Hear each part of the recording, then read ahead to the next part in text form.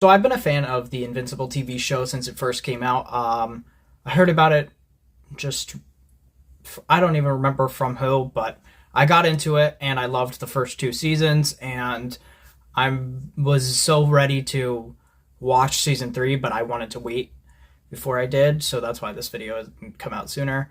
So let's just get into the review. Good morning, afternoon, or evening, wherever you are.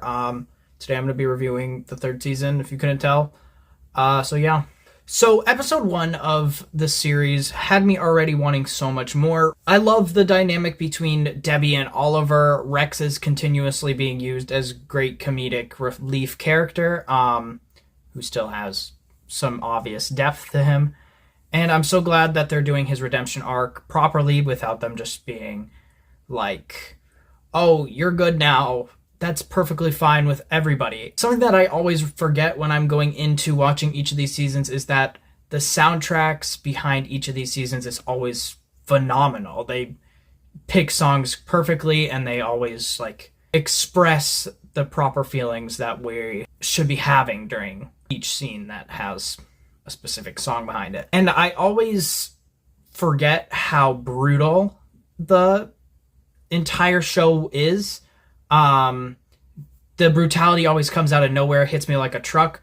That scene where Mark is just absolutely obliterating multi-pols was ridiculous, and it's perfect. And I'm so glad that we're getting this darker show while still being able to enjoy all this other superhero media that's coming out. Eve's reaction to finding out why Mark was actually asking her out was a great character aspect to have. I think that he really should have led with the fact that he was asking her out on a basis of, this is what the future version of you said happens with us or doesn't happen with us. And I'm glad that they are actually delving into that relationship a little bit deeper than they did with Amber and Mark in the first two seasons. Mark's getting so much stronger, and it's so awesome to see that he's finally starting to live up to the name. Doc Seismic making an appearance every season is a funny gag, and I'm glad that we're seeing that still. I'm excited to see where they go with the relationship between Cecil and Mark and how deep that progresses into season 4, because this season brought us a lot of character depth around those two characters, and that Cecil's literally brainwashing people into being good, while Mark is still being a hypocrite himself and not giving anyone other than his father a chance to make up for their wrong actions. But Mark's my boy, so I don't really care, and I'm always going to be Team Mark, I think. I don't like Cecil. He makes me very mad, and they do a very good job at portraying that really governmental and patriotic side of him. Oliver's homemade costume was very nice to see because it looks so much like Mark's homemade costume from season 1. I still like the animation a lot, and I'm glad that we're not getting that annoying mid-season break like we did with the last season, just for a little better quality. To get a yearly 8-episode season with animation that is a little less than great in unimportant scenes is just, I don't care. I'm fine with it as long as I get my yearly season, because it's still fun to watch. The storyline's still amazing, and all these other great scenes bring up the lack of animation. I think it's a fair trade-off. Just based off of this episode alone, I think that we might be having the best season yet.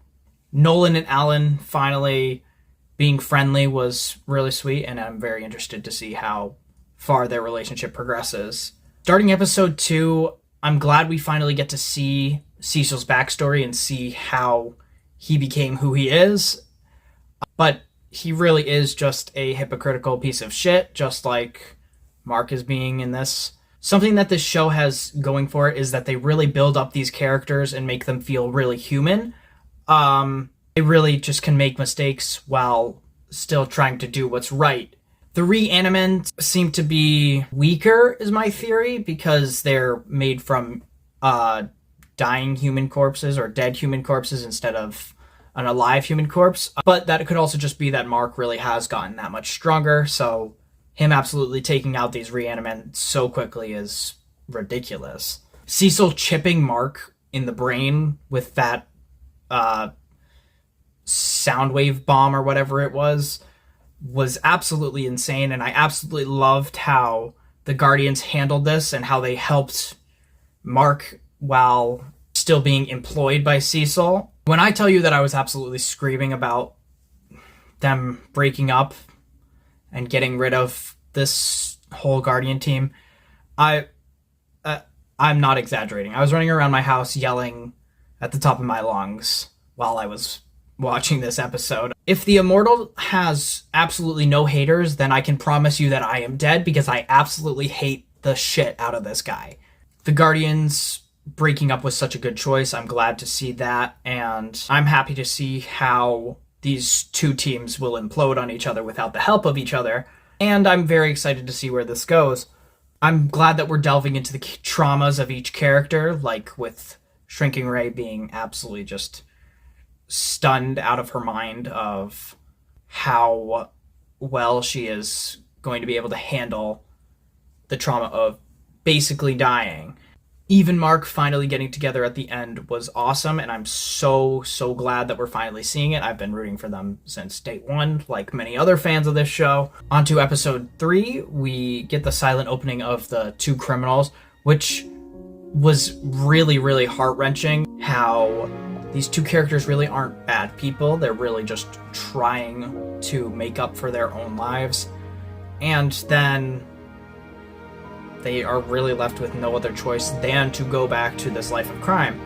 Seeing Oliver being so eager to fight with Mark was very good. I'm glad to see their relationship progressing more, and I'm glad to see that the two of them are really getting better at working as a team. Debbie really trying to push Mark to make sure that Oliver doesn't turn out like Nolan was such an interesting characteristic to have, because it really shows how affected she was and how much she cares for Oliver and how much she cares for Mark too. The old team's hideout being the new base for the other set of Guardians was such an interesting area to go with, because they don't really talk about it much besides the fact that Eve goes there sometimes. I was interested to see where they went with Rex and Ray's relationship, because it really seemed like they were hinting at something with the two of them throughout this episode. And I'm super invested in all of these characters' lives and how they'll all affect each other in the end, because Robert Kirkman did a great job at fleshing out these characters. Even Titan's side storyline of being the new like kingpin of crime of this city was super interesting, and I could not wait to see where they went with that. Mark being scared for Oliver during that small fight felt really real, I guess you could say. And it made me honestly start to like Oliver a lot more as a character, because he acts like a kid and he really doesn't know how strong he is, but he really does just want to help, even if he does it in such a brutal way later in the episode to the Maulers. The Guardians got folded so quickly by the Maulers, so it just feels like they're really weak now. And I don't know if that's just because they've lost like War Woman or the Green Ghost and their other big guns, or if it was just because they got nerfed and maybe the Maulers just got a little bit stronger. Mark is insanely strong now. I mean, he took a nuke to the face and then he took a little bomb to the face, and he didn't even flinch. His clothes didn't even get singed or anything. He was just perfectly fine. And I don't know if that just wasn't attention to detail, but it was also just ridiculous that he didn't have like any reaction to that. I hate Eve's parents so much. I hate them so much. I hope that they both die, and I don't want to talk anymore about that. I probably won't talk about them for the rest of the video, even though that they appear later on in the video. They just suck. I don't want to talk about them anymore. We're done with that. I like that both Mark and Debbie want to teach Oliver the right way to do things and show him that that you don't just have to kill somebody to deal with their criminal activities, even if they are a consistent criminal over and over again. The Engstrom Levy reveal right at the end was super good, and I was super excited to see where they're going to go with Mark and Eve's expanding relationship, and now Engstrom Levy on the horizon as another big villain again. On to episode 4. I liked seeing more of Rex and Ray's relationship, as well as the rest of the team's relationship with one another. Rudy and Amanda's relationship was super good in this episode, and they're really, really delving deep into making us care about these characters, which makes me feel like we are going to lose a lot more of them or be heartbroken about them later on in this show. I have a vague idea of what happens because of all the comics, but I don't have every minuscule idea of where they're going to go with this show. We also dove so much more into Eve and Mark's relationship throughout this episode, and that was super cool to see, especially with them trying to spend time with each other, but still very obviously getting interrupted by the heroing over and over again, just like it happened with Mark and Amber in season 1 and season 2. Seeing the Immortal in the future being so distorted and watching his brain just like basically crumble in front of him as he's becoming a maniac was heartbreaking and sad. Even if I don't like the character, it was still crazy to see somebody lose so much control over themselves. They really had so much attention to detail throughout all of this show. They made sure that the dynamics and all of these characteristics that they had before, like Mark being bad at geography. I'm also curious to see how Battle Beast plays a bigger role in the Viltrumite invasion and the growth of Alan and Nolan becoming real friends. And the whole dynamic and fight was just a good fight. It was brutal as hell, and it was really interesting to see how they act towards one another. And Nolan has really grown as a person. So honestly, I can see where Cecil is coming from when he talks about giving people second chances.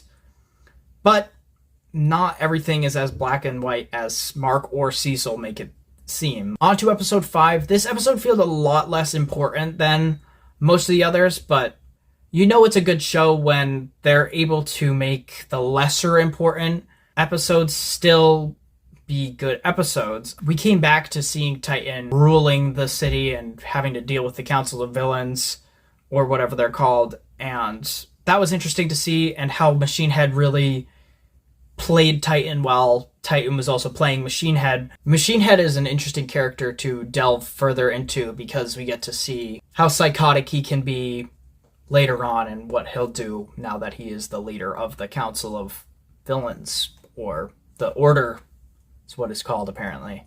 Multipole is an annoying and unimportant character, but this whole episode really centered around him. Mostly just that he was still in prison and Titan wasn't letting him out yet because he couldn't take the heat of it. Even Mark started a business to protect the prison and try and make a little bit of money. And their relationships continues to advance pretty fast through this episode. The relationship between Mark, Debbie, and Oliver and Eve was so good. It genuinely felt so real. It felt like how a conversation between a mother, her oblivious younger son, and her older son and his girlfriend would go. Oliver not going completely insane when he was bullied the first time was nice to see. We got to see him showing some restraint against people who are weaker than him, and we got to see him have some friends, which was nice to see. And I was glad to see that Debbie and Mark really do care for him and love him and just want the best for him. The realization at the end of the episode that Mark and Eve were moving very fast in their relationship and they just wanted to slow down a little was awesome. I was glad to see that there wasn't any fight about it. There wasn't a big breakup. It was just a small, hey, I think we're moving a little bit too fast. Maybe we should slow it down. And I'm so happy to see that we are advancing their relationship, even if it is moving at a fast pace.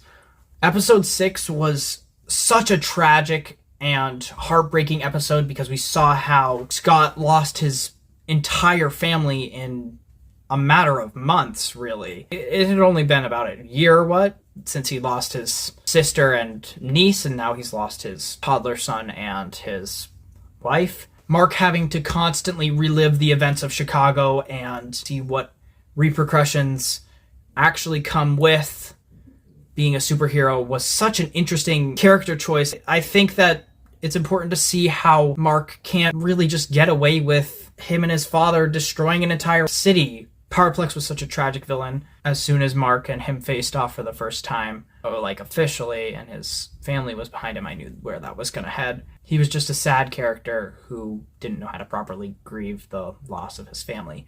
Honestly, for a normal person in that situation, he handled it fairly well. He really just wanted to see Mark face justice, and he was just denied over and over again because he had such a distorted view of it, and he didn't understand how to properly deal with it. Amanda and Rudy's relationship was so sweet, and I'm so glad that we're getting a little bit more of that, but I'm glad to see that we're working their relationship out and we're really fleshing out their characters. Same with Ray and Rex. That was something that a lot of people didn't see coming, because specifically in the comics, Ray was a guy, and I don't believe that they had a relationship in the comics, so gender swapping Shrinking Ray's character into a woman was such an interesting character choice, because it fleshed out this relationship that they could have, and it could really bring Rex's whole life together if he only realized how to be a good person sooner. Hearing some more of Rex's backstory, as well as seeing the real reasons for why Ray doesn't want to be a hero anymore, and the foreshadowing for the next episode of Rex's death, was just really sad to see, and it was just very bittersweet, unfortunately. The reveal of all the multiversal marks was super sick, and I can't wait to see the Invincible War, and I'm so hyped for these last 2 episodes, and I'm so excited to see how they deal with the rest of these characters. On to episode 7, and I just want to say, Robert Kirkman, I hate you. I don't hate you, Robert, but getting us so attached to these characters just to rip them away from us is heartbreaking to see. The Invincible reign was crazy. The whole war arc that we didn't even get to see, but we saw all the aftermath of, was just ridiculous. I know they didn't truly conquer the planet, but it's astonishing how much they destroyed and so quickly, which really just shows you how much stronger Invincible is than most other heroes, and our Mark is even stronger than all of these other Invincible variants. Rex's death was honestly so sad, and it inspired me to make a video about his whole redemption arc in total, and I will have that up within the next couple weeks or so when I finish the script for that. I had a vague idea of what was coming because of the comics, but that still hit me so hard because they dove into the relationship of Ray and Rex and making him such a likable character. Day 3 of the Invincible War was sad. It was horrible watching Mark seriously deal with the struggle of all this stuff, and it was another great character choice. It showed that he has flaws, and a lot of people compared him to Spider-Man after that scene, and they said Spider-Man would never do this. He would never let his emotions guide him, and Mark's not Spider-Man. If you've ever had a significant other in the hospital, or you've ever felt basically your whole world be put into one thing and it's almost ripped away from you immediately, then you're gonna be sad, and you're gonna not know how to deal with that other than to be by their side 24/7. And Kirkman does so well at making these characters so human, and I love it. The scene with the Invincibles and Angstrom was awesome. I liked seeing how they all acted a little bit different from each other, and how some of them acted a lot more like each other than they really cared to let on. Something I forgot to mention is that I'm very excited to see what they do with Angstrom Levy in the future, especially because they've now twice left us with him being the villain again, and I'm excited to see where it goes with the other Invincibles as well. I don't trust Cecil being there for Mark at all. There's just no way, dude. He manipulates everyone, and I love that Mark really does try to see the good in everyone, and I'm so excited for this next episode and Conquest. This fight is going to be so brutal, and I thank you for it, my friend. All right, on to episode 8.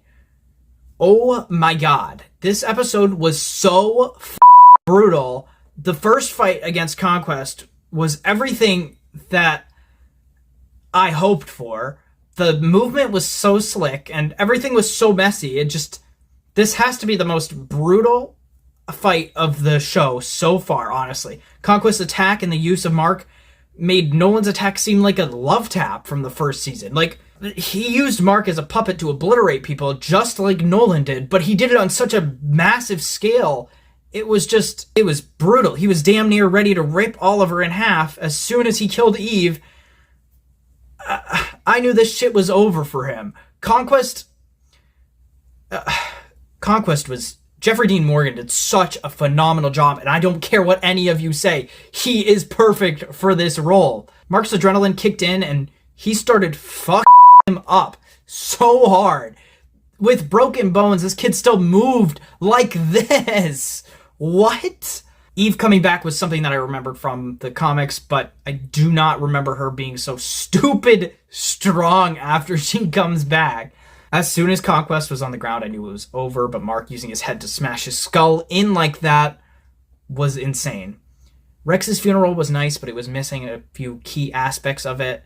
Really just, it was missing emotion. It felt rather stiff, and it didn't feel as emotional as it did in the comics for a lot of people. And Rudy becoming the new Rex was so dumb. I don't like that. Like, he's already basically become Rex at this point. I've seen people defend Cecil all the way up until this point, and even past this point, but I just want to say, no. I can't with the fact that Cecil kept Conquest alive, or he made sure that Conquest would live so that he could try to get information out of him. Dude, Tungsten is not going to hold a Viltrumite. We've seen Viltrumites obliterate buildings before. What are you talking about? Shut up, Cecil. You're an idiot. You're actually stupid. If you think that is going to hold him, then you are dumb. The animation for this episode alone, it made the quote-unquote bad animation seem like nothing. Because how are you going to tell me this is bad animation when Mark's hair moves like this in the friggin' wind? Like, I gotta love it, to be honest. The characters, animation, storyline, and adaptation, they did so well. This is a pure gold adaptation. But yeah, that's my review for Invincible Season 3. Thank you all for watching. I have a bunch of different socials on the screen right now. I post various leaks and other small content on all of these different platforms and things like that. And obviously I post gaming on the other gaming channel. Remember to like and subscribe, and have a great day. Okay, bye now.